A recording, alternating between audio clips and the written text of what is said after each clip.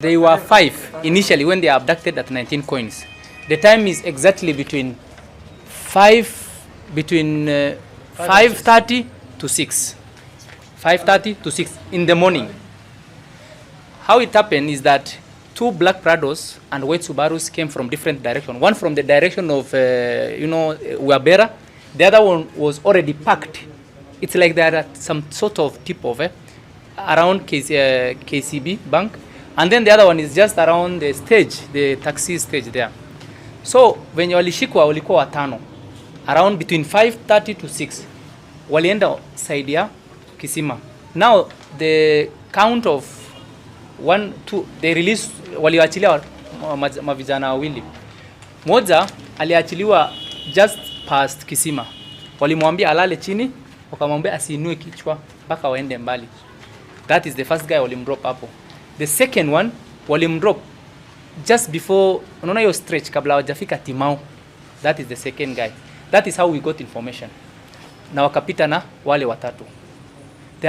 They just took their phone and as they have said, they just perused through without asking any question whatsoever. Na wakaenda na wao basi. Members of the press.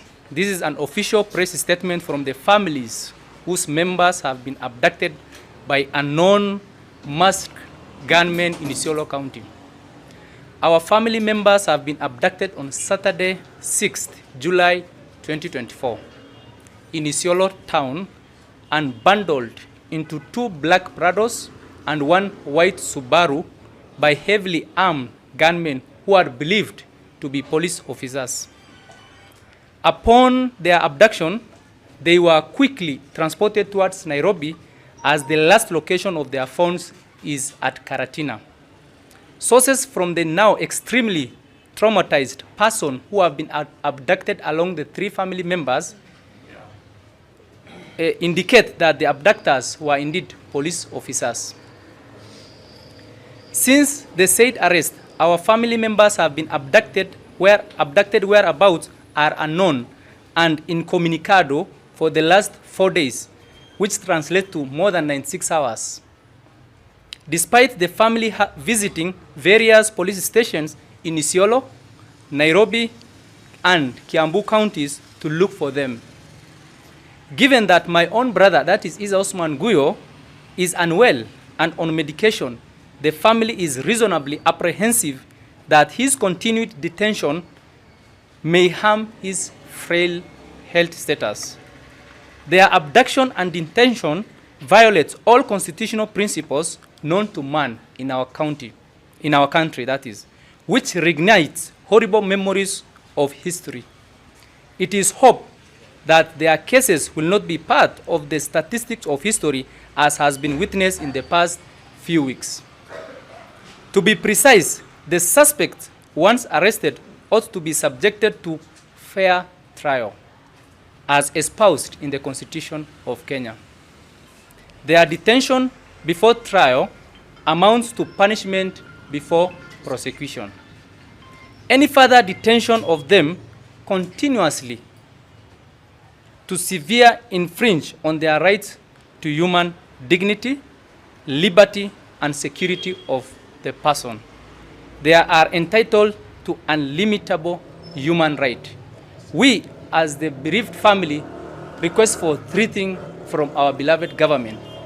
We want our families to be either released unconditionally, if found of guilty, be taken to court of law, or in worst case scenario, let their body be released to us. Isa is 22 years old, he is newly married, and his wife is, almost due to deliver.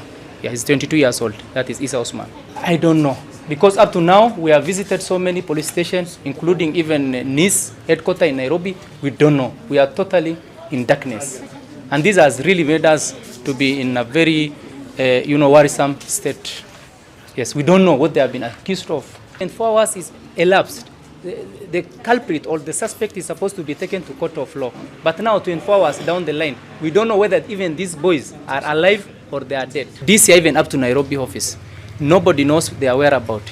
Even to the headquarters in Muthaiga and Kiambu Road. We have been there. Nobody knows where these boys are. every other officer, they are telling us that our mavijana hawajui maliko. Even police officers, we even obtain the OB with us, and there is nobody who knows where these boys are. We will soon compile the lists of the persons who are extrajudicially executed from 2000 to date. I mean, 2020 to date. It appears there is some unknown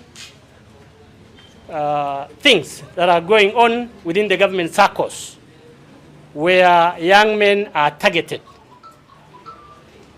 But with the coming of this UDA government and the assurance by the president himself that no extrajudicial killing shall happen in his era or in his regime, during his regime, we are surprised and shocked that 3 of our young men, one Mukhtar Tache Ali, Nura Abdi Diba, Isa Osman Guyo, were taken by the security forces.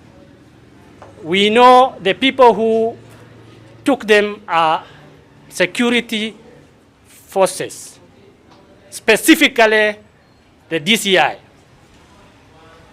We have followed up to now. The retired Major Abnurdi Majilo, who is the MCA for Kinaward, is in Nairobi following up this matter and is being sent from this office to the other. Yesterday he was told that the boys were picked up by DCI officers on tip-off and that they will be soon taken to court. Unfortunately today he is being told that it might be anti-terror officers who took the boys. Whichever arm of the police that took the boys, we demand that they immediately be taken to court, because the Constitution is clear. Anybody can be arrested on suspicion or on anything, but that person must be given the justice that is demanded by the law. You cannot just pick someone, or you cannot just abduct someone in the presence that he has committed crime and you kill him without any justification. So ile kitu muhimu ni kwamba sheria inasema mtu akipatikana ama akisuspektiwa kwamba amefanya makosa lazima apelekwe mbele ya sheria. Sheria iamue kwamba hii mtu amefanya jambo hili, makosa hili, ama hajatekeleza. Lakini yale yanatendeka katika sehemu hizi za Kenya, sehemu hii ya Kenya, especially Isiolo, ni watu kuuawa kiolelela. Yani security agencies wanapick watu, vijana, wanatupata sijui watapeleka wapi. Hata atuziki, hata tuoni mwili yao. Yani you cannot trace them anymore. So tunaomba serikali, na serikali hii ilifanya campaign yao kwa msingi ya kwamba wataenda kukomisha jambo kama hili. Lakini sasa imekuwa hata zaidi.